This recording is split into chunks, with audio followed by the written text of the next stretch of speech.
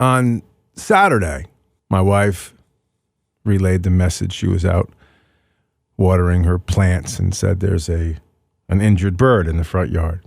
So I went out and took a look, and sure enough, there was you want to call it a fledgling, I guess they call it, a baby bird, pretty much right in the middle of my lawn. Hot summer day. You could see right away there was something wrong with him. He would get up, kind of fall back down, run a couple feet, fall back down. It was very sad. And because it was so hot, I wanted to move him to the shade. So we picked him up and moved him to a shadier area over by sort of the tree line. And when I did that, the mother and father were going crazy, two robins in the trees, making a lot of noise, which I thought was a good thing because at least now I know that there was somebody paying attention to him. But you could see that there really was something not right. And when I picked him up, it just felt like he was in pain. Just, that's the feeling that I got.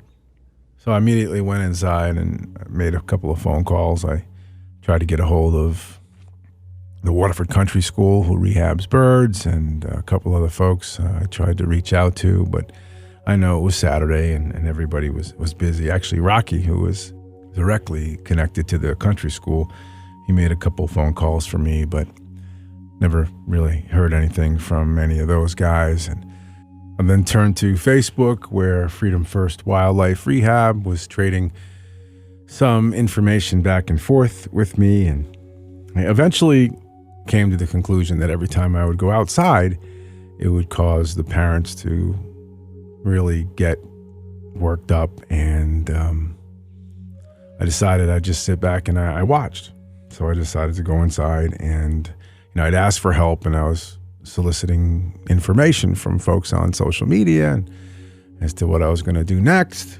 And like I said, I was trading some info back and forth. Even Rob Nevins was giving me some advice on what to do.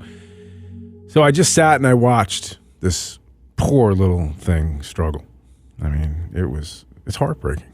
Up, fall down, up, fall down.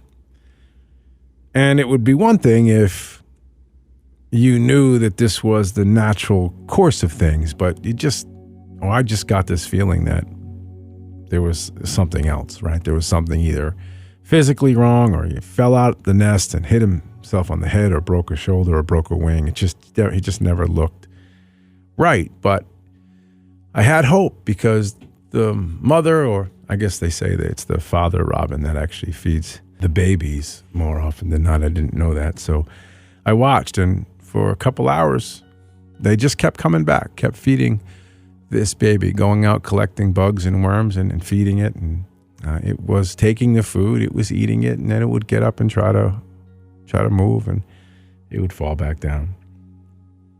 But for hours,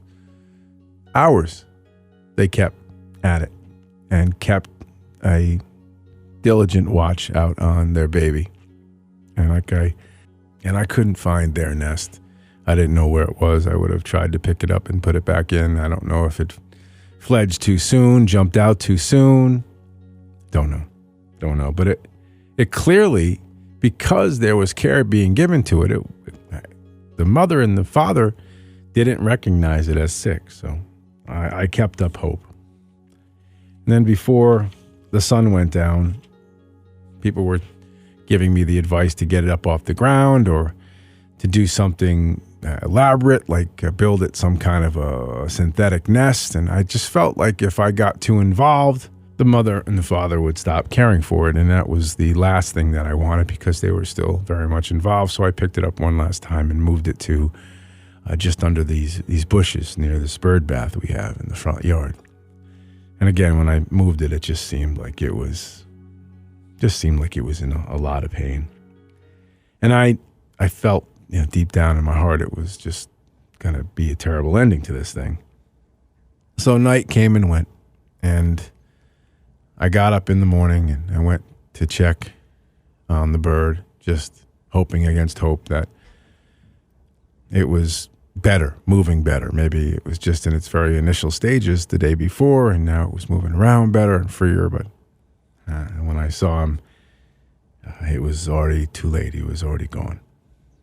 Already the flies had begun to land on him at that early hour of the morning. And I just couldn't help but think, here is this little life, this tiny speck on a speck on a speck on a speck on a piece of dust on a piece of sand. When you look at it from all of the galaxies and all of the universes, that's all that bird is. Just this tiniest, littlest entity that never really got a chance. And that made me sad. That made me really sad. The only record of it ever being alive is a video that I have of it. A short 3-second video. To think the one thing that God put this bird on the earth to do, that it could do as well or better than anything else, is to fly. That one amazing gift.